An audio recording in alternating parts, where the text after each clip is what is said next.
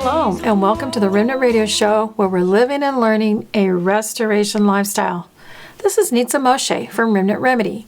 We ask that you help support us, our radio shows, our writings, our research, by making a donation and or making a purchase at one of our stores at remnantremedy.com. And we do specialize in essential oils. We do biblical and healthy lifestyle coaching, and you can see more of that at pureshemen.com and or remnantremedy.com. We have videos, we have articles, and we have all kinds of things. And we're trying to mainstream that. And as we work, it's just me and my son basically doing most of it. And so slowly but surely, we're going to get it all together and make it easier for everyone. We ask that you like our video and or subscribe to it. And don't forget to subscribe to our newsletter at remnantremedy.com. And do that. Today, we are going to have Ross Nichols again as he sits one evening at Biblical Tamar Park, and he talks about prophecy and about how important that location is there in the Negev desert.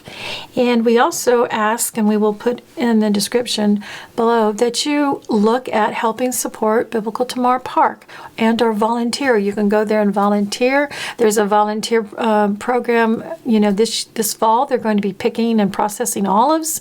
There's an archaeological dig there. They're planting frankincense and myrrh trees and different things that you can do there.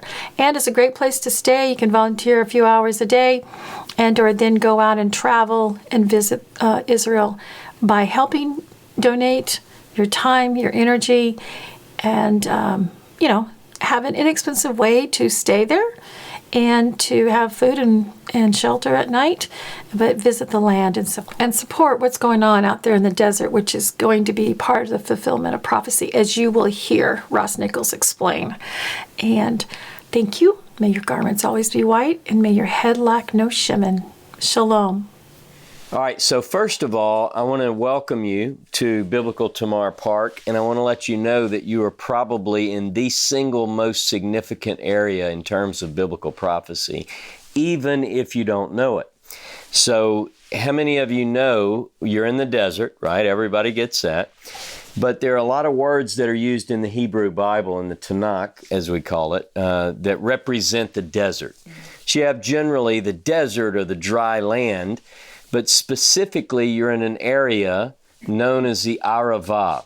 Does everyone know this? You know this term?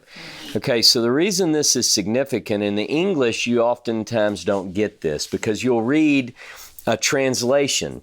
The term Aravah or Aravot in the plural is generally translated as the plains. So if I were to orient you, I would say you're in the Aravah. If you say Aravah to anyone in Israel, they know what you're talking about. So it's not just the desert, because if you go all the way out to Beersheba, you're in the desert, but you're not in the Aravah. The Aravah is that rift valley that runs all the way into Africa. Now, the other thing that's significant is that all the people anciently, all the way up through modern times, who are looking at prophetically inspired scriptures are thinking about the Aravah. The Dead Sea Scroll people, they go to Qumran. Why do they go to Qumran? What is it? It's because it talks about the Aravah. In the New Testament, the Gospels begin with John the Baptist. He's in this region. Now, the significance of this becomes more apparent when you think about where you are geographically. You're in the Aravah, but right up this road, if I were to take you in your van and go less than 5 miles, you'll go to a place called the Ascent of the Scorpions. It's called, in Hebrew, Ma'ale Akrabim. Now, did you know that this place is specifically mentioned in Scripture as the southern boundary of the land of Israel? I'm building up to something, but I have to let you know where you're at. That's right. So you can go south of here in the modern state of Israel all the way to Eilat. But biblically, the land of Israel stops here. You are sitting on the southern boundary of Israel. It's a place, Ma'ale Akrabim is defined in 3 places in the Bible, in Numbers chapter 34, in Joshua chapter 15, and in Judges chapter 1, all of which indicate that Ma'ale Akrabim is the southern boundary. Now, you're on an interesting tour dealing with the ancient spice route and so forth. You have to cross, they didn't have Highway 90 back in biblical times, although it would have been nice, because you could go all the way from Etzion Gever, which is Eilat, all the way up to Jerusalem and so forth. But they didn't have that. If you wanted to get from Egypt all the way to the northern part of Israel, you had to cross through this place. You had to cross Ma'ale Akrabim. By the way, it's closed right now, so if you planned on going there, which I would not recommend, the road was scary as all get out already, and I'm glad it's closed. To me, it's an answered prayer. It's scary. But you can't get there now. Now, you can go to it. If we have time, we'll be happy to drive to the sign. You can hike in. You could hike. But I just want you to know that this is interesting, that it's a place. Now, here's the other thing. The other thing that's mentioned is Biblical Tamar. So Tamar is mentioned in 1 Kings chapter 9, verse 18, in which it says that Solomon built Tamar in the wilderness. Some of the archaeology here dates roughly to the 10th century BCE. We have evidence that some of the destruction was probably took place in 925 BCE by Shishak from Egypt. That's here. So when we do our little tour, I'm going to take you through the archaeology, and it's going to be a fun mix because Cynthia and I have done this before, where she brings in a lot of elements that I'm just not familiar with, and I bring in certain biblical elements that I know from the archaeology. So we're a good team on that. Now, if you're looking at a biblical map, like in most study Bibles, they have really good maps in the back. If I want to talk to you about the plains of Moab, the plains of Moab are here. The plains of Edom are here. Now, how many of you study the book of Isaiah? In Isaiah chapter 63, it talks about who is this who comes from Edom, from Botzrah. I can show you the lights of Basra from here. What's that? I want to see them. I'll take you. I'll show you. Yeah, it's amazing. From right here. Now, there's one other thing, and I'll lead up to this story, because this is what I knew before this certain mysterious visitor came to see me in the middle of the desert when I was alone. Well, actually, I had one friend with me, but... So, Tamar, they didn't know it was Tamar. When archaeology started here, there were two archaeological dig seasons here. The first one started in 1987 and ran to 96. The second one started in 2005. It ran till 2009. And as they uncovered, they put all the details together. They put all the evidence together, and they said, this is Biblical Tamar. Now, we know from Ezekiel 47, verse 19, and Ezekiel 48, verse 29, that Tamar is the southern boundary of the land of Israel. Remember, Ma'ale Akrabim, the ascent of the scorpions, and Tamar mark the bottom. Directly here is modern-day Jordan. You know, you can see the lights in Jordan. Is it that way? It is that way, yeah. That's what you feel. That's right. So you already knew, yeah, it's at the sunrise, all right?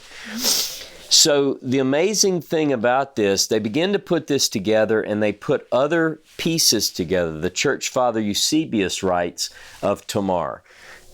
Some of you may have heard of the Madaba map that's now in Jordan. It mentions Tamar. It's one of the ancient spice route places, one of the stops along the spice route. Bringing it on up into the modern day, I say modern day, Lawrence of Arabia came through here. He said that when he approached this area, the spring was so loud he could hear it with his troops from the road. And they came up and they saw our big tree right here. He writes about this. So, a spring, like water? It's a spring, yeah. In fact, as you drive up and down the highway, you'll see signs that say, you went to En Bokek at the Dead Sea, I think, or you drove by it? No. If you haven't yet, I think maybe that's on for tomorrow. In Hebrew, sometimes Ein means spring or well. So this area Do you see any water? It's pretty dry, right? It's a desert. But so many of these places are called in Tamar, in Bokek. All of these words that indicate that there's a presence of water, even if you don't see it. So what's so interesting about this is that Tamar is mentioned, as I said, in Ezekiel, so we're at the southern boundary. So Judah, in the allotment of the tribes, the tribe of Judah is the southernmost tribe. And around, look at your Bible map, right on the outside edge of Judah, you have all these other countries. You have Edom, and you'll see. We have evidence of Edom and Judah interfacing on our property. I can take you to a place on this property where you can put 1 foot in ancient Judah and 1 foot in Edom. And you'll be, not only that, but you'll be standing on a sacred cultic site of the Edomites. Many of the artifacts that were discovered here, even a minimalist scholar, let me define that. In scholarship, you have minimalist and maximalist. Minimalist tend to degrade the text. So like, that never happened, we don't know if this happened. A maximalist believes the Bible as written, you see. But even minimalist scholars believe that the cultic site I'll show you on our tour was destroyed during the reign of Josiah. Remember, Josiah is one of the good kings, in fact, the greatest of all, took the throne at 8 years old. 2 Kings 23 tells this story. But one of the things that he does is he sends out teams that destroy all the idols throughout the land. So here I am. I'm working one of the times that I was over here in this place, which I consider very sacred. I consider it to be not only sacred because of the prophetic significance, but there are a couple of texts that indicate that this is God's country. All right, and I'll describe that a little bit better, and then I'll tell you this fun story. In Deuteronomy chapter 33, and in Habakkuk chapter 3, it talks about God coming from Paran. All right, do you know these texts where it talks about God's coming from Paran? Let me read you this. All right, in Deuteronomy 33, so I have to set the stage for this meeting. In Deuteronomy 33, it says, the Lord, which in Hebrew is the name of God. Are you reading it in Hebrew? I have it in Hebrew and English here. This is the Koran text. It's a Koran translation. This is the blessing which Moses, the man of God, blessed the children of Israel before his death. And he said, the Lord, which is Yod-Heh-Vav-Heh in the Hebrew. Some say Yahweh, some say Yehovah, came from Sinai and rose up from Seir to them. Seir is ancient Edom. All right, so when I say Edom, like, you don't have to do this from Michigan or Canada or the States. When I say Edom, I mean like right there. Yeah. A little bit east, a little bit south. He's coming from there. Watch this. He rose up from Seir to them. He shone forth from Mount Paran. Paran is due south of here. Not that far. We could get in the van and literally drive to the desert of Paran. We did. We actually. You did that. I pointed out that. Okay, excellent. So you know how far it is from here. It's not, it's like right down the road. And he came from holy multitudes. From his right hand went a fiery law for them. So this is talking about the giving of the Torah at Sinai. And it's mentioning that God comes from Paran. Now, in Habakkuk chapter 3, it says basically the same thing. So I was working one day, and I already knew the associations of the place, where it was located geographically, and how that ties in with the biblical text. And I was trimming the trees here on the site, and a car pulled up. And so a friend of mine and I were here, and I was a little bit agitated because I'd been interrupted a few times. You know, when you get into work and you really want to, and you're going, you're sweaty, you're hot, but you're on a roll. And I thought, oh man, here's somebody else. So I walk up and put a smile on, and I said, can I help you? And the man said, he had a woman in the car with him, and he said, you know the song. And I said, I'm sorry. And he said, you know the song. And I thought it was a translation problem. And I said, I don't know a song. He said, you know this song. And I told him again, I said, I really don't know what you're talking about. And he said, you must sing. And I was thinking, this guy's crazy. And he had his window down, and he reached through and he grabbed my hand. He's a big man. Nope. And he didn't let go of my hand, but he opens the door, still holding my hand, reaches around the door and holds me by my hand. And he said, you must sing the song. So I told him again, I don't know what song you're talking about. And he said, you know the Bible. I said, I know the Bible. He said, go get your Bible. And I said, you want Hebrew? He said, yes, Hebrew. So I go get my Hebrew Bible, and I bring it back, and he's looking frantically through the prophets. Like he knows it's somewhere, but he can't remember exactly the verse. And the whole time, and this is, forgive my singing, but he says, Yesasum midbar vetzia. And he goes, you know the song? I said, I don't know it. No, don't know it. Never heard it. And he keeps insisting. So he walks me in. We're looking. He's going through the Bible. He calls his son. And his English is fairly good. It's better than my Hebrew. So he begins to tell me that he and his son came here to this place 25 years ago. He said, I've not been back since. So he opens up my Bible, and he teaches me this song. Now I'm going to tell it to you in Hebrew, and then I'm going to show you what he told me it meant in terms of why I have to learn the song. So he finds it in Isaiah the prophet, and this is his handwriting, by the way. I had him write down the words to the song, and I've kept it. So December the 13th, 2016, a man by the name of Judah, stops. Some of you are familiar with the House of Israel and the House of Judah. Interesting side note. So he says, Yesasum midbar vetzia, vetagel Aravah, vetifrak kahavatzelet. And then he picks up the next part. Ki nivkeu bamidbar maim unhalim ba'aravah. And I knew the words, but I wanted to look at it in context. It comes from Isaiah chapter 35. In Isaiah 35, translations vary, but beginning in verse 1, it says, the wilderness and the arid land shall be glad, and the desert shall rejoice and blossom like the rose. It will blossom abundantly and rejoice even with joy and singing. And it goes on, the glory of the Lebanon shall be given to it. The excellency of Carmel and Sharon, they shall see the glory of Hashem, or the Lord, and the excellency of our God. So this is saying that you look around, this place is dry and arid. Nothing is here. It's barren. But it's saying that in the prophecy, that the excellency of Carmel and Sharon will take place here.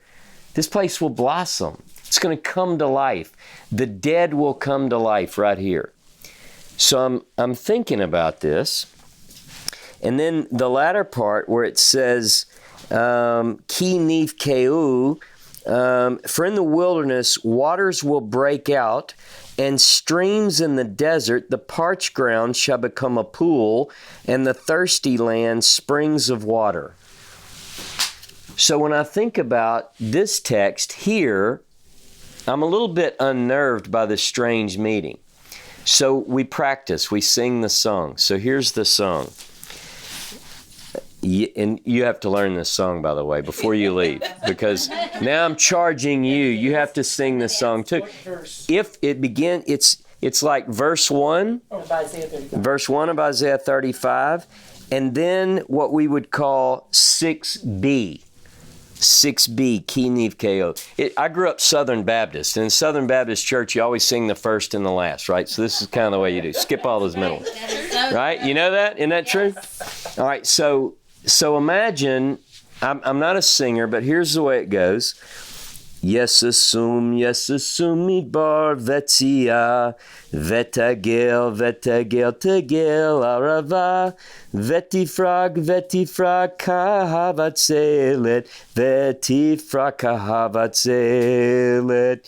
Ki nivkeu bamidbar maim, unhalim ba'arava. Ki nivkeu bamidbar maim, unhalim ba'arava. So I start reading and I thought, okay, maybe God's trying to tell me something. So the man looks at me and he said, 25 years ago, I came here and I met the rabbi who ran this place. And he said, I taught him this song here. And he said, now you're that man. I said, well, look, I'm just here for a little while. And he goes, no, you have to sing this song. So when I come now, I sing this song, but something else happened. So I'm studying, I'm looking for more insight. Perhaps God's trying to show me something about this place. So I start looking at it and I'm thinking about specifically where are we? You can say it's the dry land, you can say it's the desert, you can say it's a parched ground, an arid place, all of those 5 words used for this region, all of which occur in Isaiah 35. But there's more to it. It says, and a highway shall be there. Isaiah 35, in that same context. Now I didn't think about like the highway, but in modern Hebrew, it's the same word. It's a built-up roadway. This roadway wasn't there when this was written, and I thought, okay, that's kind of weird. There is a highway there. It's a way of holiness, and only the unclean, can't come in, but the clean can come in. It's a holy highway, you might say. And then something floored me. So my Hebrew Bible was in my room, and there was a King James Bible on the table. Now, does anybody have a King James Bible with them? Some of you may not use King James. All right. I think I can change my app to it. Do that for me, please, because I want you to... You have it already pulled up? You want 35? 35. 34. No, let's see.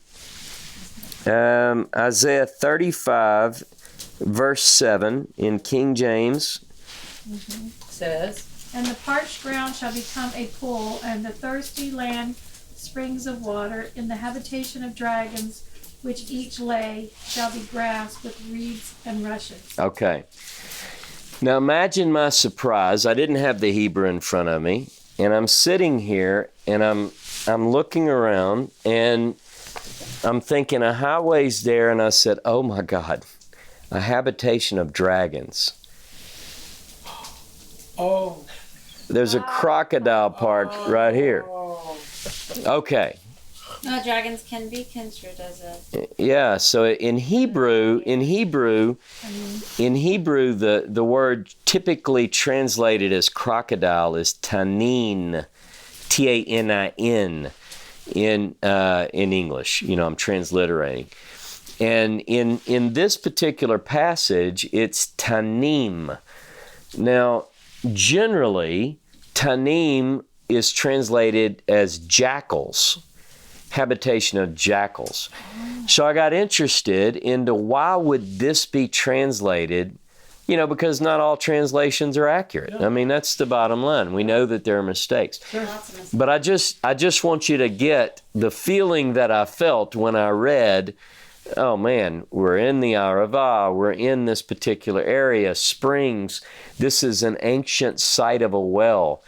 I mean, like I said, we know that the ancients came through this watering area.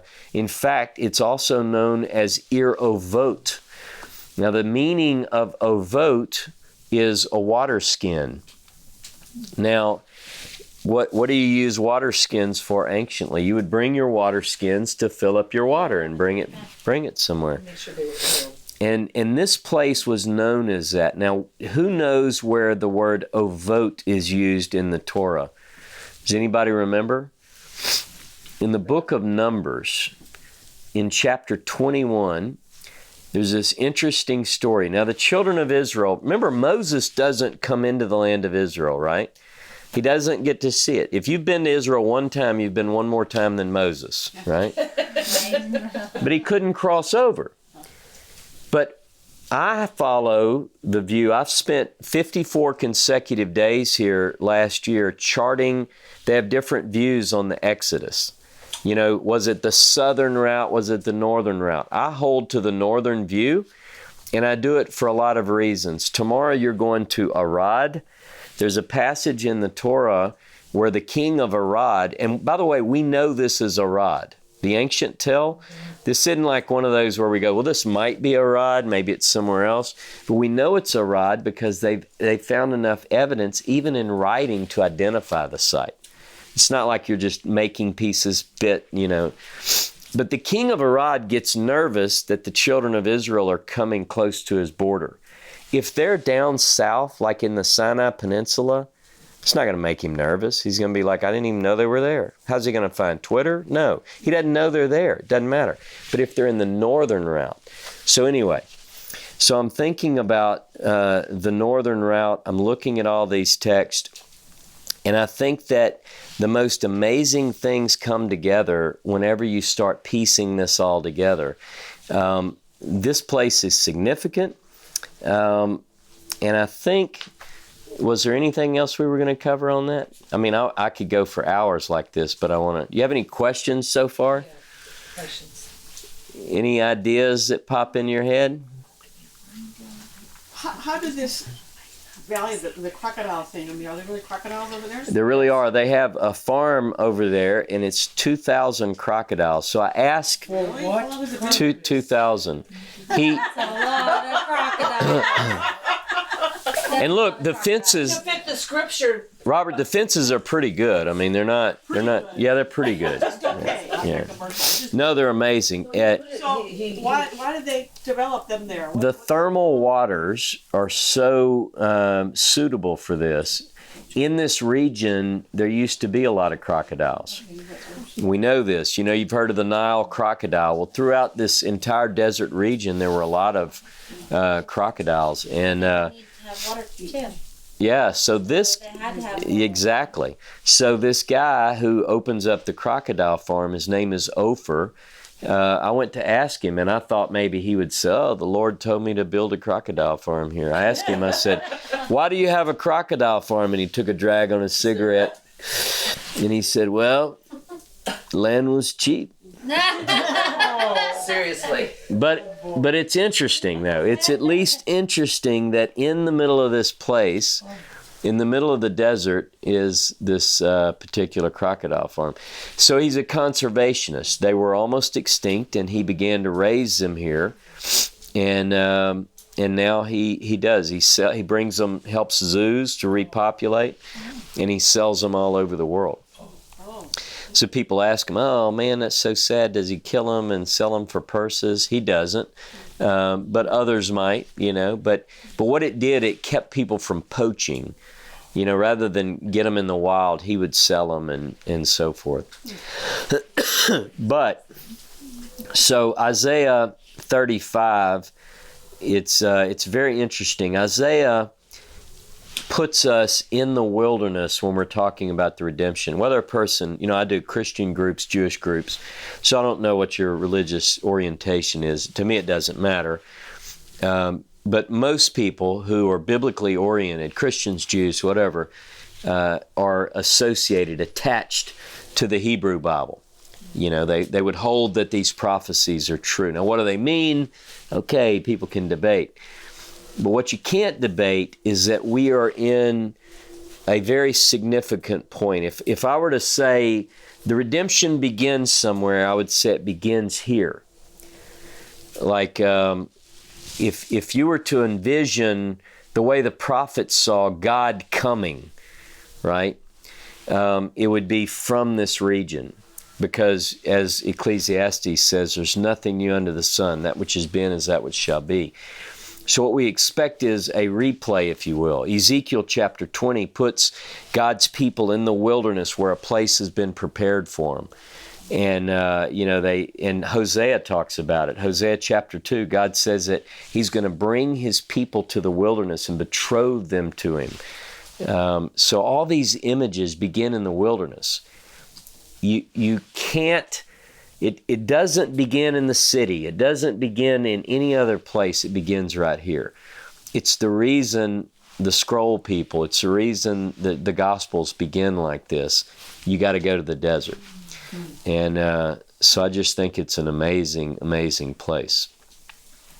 So when you're here in the evenings, one other thing, the first Bible verse that I ever learned, as a good Baptist boy, I grew up learning Bible verses, but as a grown man, like many, I kind of went a different path for a little while, and I went back to church when I was probably 21, and the first Bible verse I learned was Psalm 68:4, and it says in English, King James, "Sing unto God, sing praises to his name, extol him who rides on the heavens by his name Jah, and rejoice before him."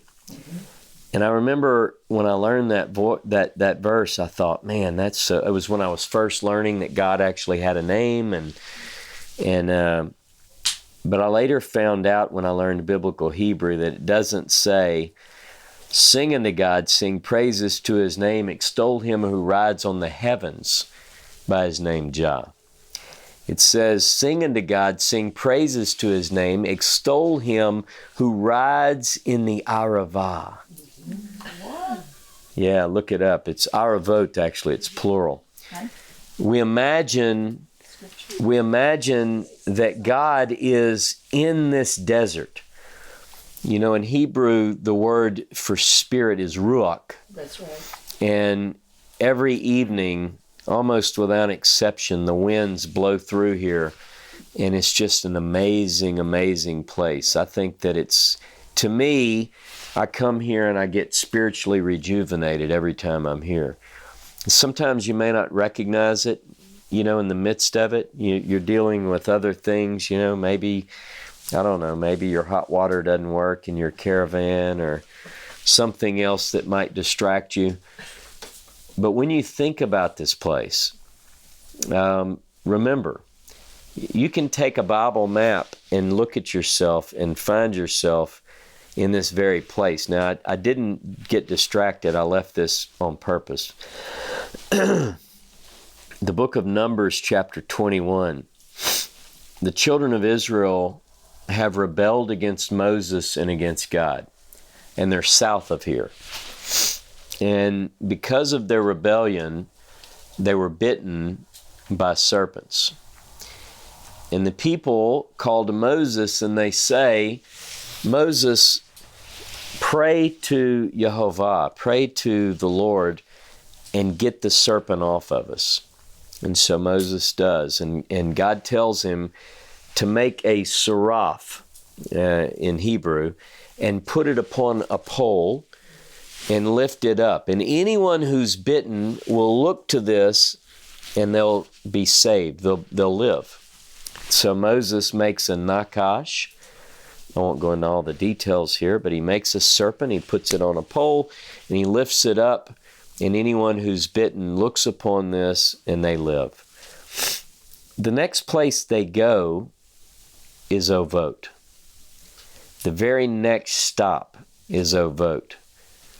And this place, in this region, is associated with the place called Ovot. So the children of Israel were in this area. You can look at any Bible map and they'll trace, the northern trek. If you trace the northern trek, it puts the children of Israel here. Now, according to the Torah, 603,550 males are counted.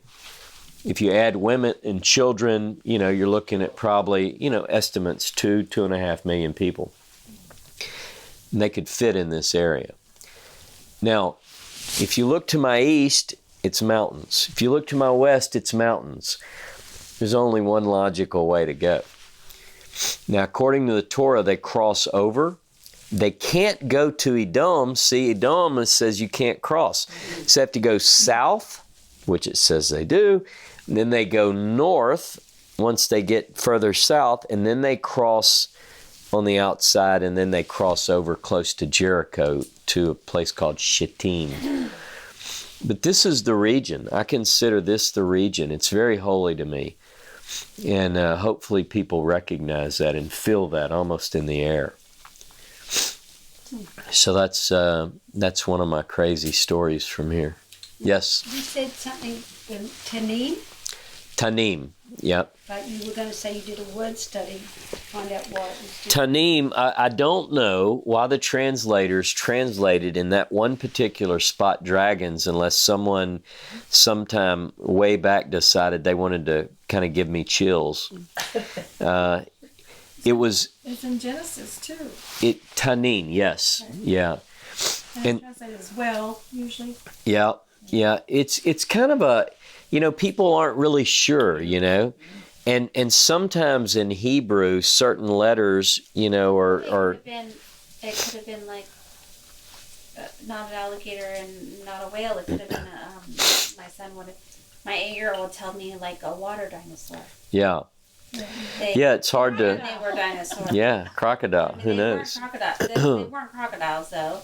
They would have had something similar to a crocodile. Yeah. It would have been like a water dragon. Right. Yeah. So it's interesting.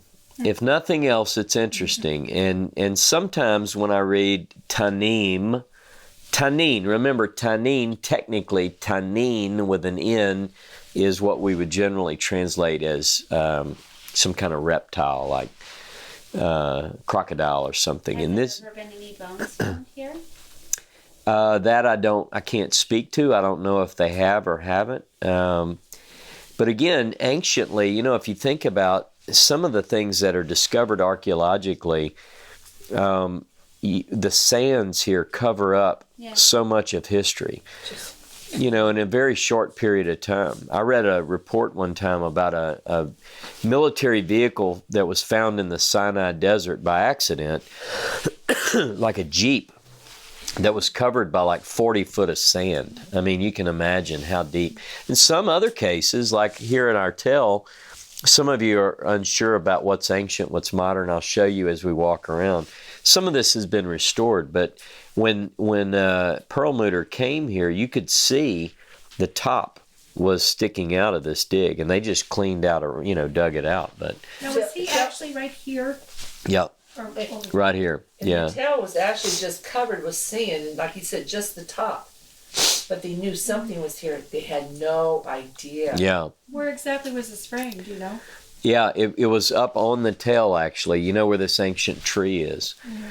So, yeah, it's a jujube. And people talk about, even in early sources where people would come here for healing and, Healing waters. the healing waters from this spring. Because I was walking in the back with Jed earlier, you can definitely see that their water flowed there at one point. Yeah. Well, and that was emphasized more after the flood last year. It just kind of like showed a little bit more. And actually, the flood last year uncovered an ancient road, a portion of an ancient road that we didn't even know was there. We can see that the water flows that direction. So. Yeah. And who knows, the healing waters may come alive here again. They will if you guys sing it. Robert wants to sing right now, right? What's it? I don't understand. Is this area Tamar or is it Ovo? What's the difference? So, Well, what's the? there are several different theories. This is like the region. Some have proposed that the region is called Ovot. This particular site, archaeologists have determined that this was Tamar. So remember, 1 Kings 9:18 says Solomon built Tamar in the wilderness. Now, 2 Chronicles 8:4 has Tadmor, Tadmor, M-A-R. But it's a scribal discrepancy. I can explain more. It's kind of a technical Hebrew thing. Between 1 Kings 9:18 and 2 Chronicles 8:4, 2 Chronicles 8:4 is later than 1 Kings 9. But so they began to look at this particular area is Tamar, and they pretty much have all. So the site is Tamar. As an outpost? As an outpost. Judah. Yes.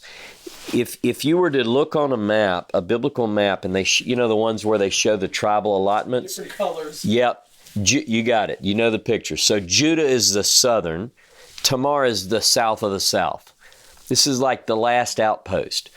So like this was the guard post coming into the land of Israel. And so I like to drink my coffee on the walls of this ancient fortress and think of all those passages about watchman, watchman, where is the night? It's this idea that you're guarding the land of Israel against anyone who would come. Now, and you go, well, how could you possibly, from one little spot, go up there and look? No one's going to sneak in. What are they going to climb over the mountains? No, they're going to come up. I would imagine that because the sand does cover everything, and this is how many acres? 50. Our park is 53 acres. I would imagine that everywhere there's stuff. Yeah. Everywhere there's archaeological finds. Well, just what they found here 3 weeks ago. Yeah, oh yeah. In the water pipe, come on. Yeah, they were putting in, do you tell them? They're putting in a water pipe and they hit. Really explained it to them. And they hit a. We're putting sweet water in. Yep. So drinking water, potable water. To the kitchen and to all the carriers. So they're digging with the backhoe thing, and they hit a British road, which is on top of an ancient Roman road. Oh. And so that's the what I'm work saying. team It underneath all of that this, much. it's very deep. It's Yeah. probably, in 4 days. It could be 40 feet. How deep was that? What? The road. This road was only it was 18 inches deep, And probably. Dr. Cobson said that we in the fall we're going to dig it all the way down. We need people who are going to come and help dig. Yeah. Dig it all down, and then there's going to be a portion where we're going to take it the next layer down. Yeah. And so, it's going to be exciting in the fall. If it's 18 inches, it's probably more than that. Yeah. What you understand? All these ancient cultures, they build on top. Like if you go to Jerusalem, when you go to Jerusalem, you can go through several layers of habitation. Same here. Like when we do our tour around, I'll show you 8th, 9th century on the conservative side. They just exactly built right over the top. And they used a lot of the same building materials, so it's like we know of an earthquake that happened in antiquity in 363 AD or CE as we call it, the Common Era. We know this earthquake, it did a lot of damage all over the land of Israel, and I can show you evidence of that earthquake here, where part towers are leaning now. In fact, after the earthquake in 363, that pretty much ended Roman occupation here. So what we've got the ancient Judean fortress, which was 50 by 50 meters, and then it was expanded to 100 by 100 meters in roughly the 8th century BCE. In the 7th century BCE, we're talking time of Josiah, that's where we have evidence of this Edomite shrine that was destroyed. And we have a 4-room Israelite house on the property. Some of you may have seen that when you're walking around. And then you have Roman occupation. Islamic. Yeah, Byzantine, later Roman, and then you have Islamic occupation. Yeah, there is some. They've actually identified some now, I think. Yeah. All the way up through, and then when you get to the modern era, then you got the British here. And what do they use it for? It's an outpost. Grinding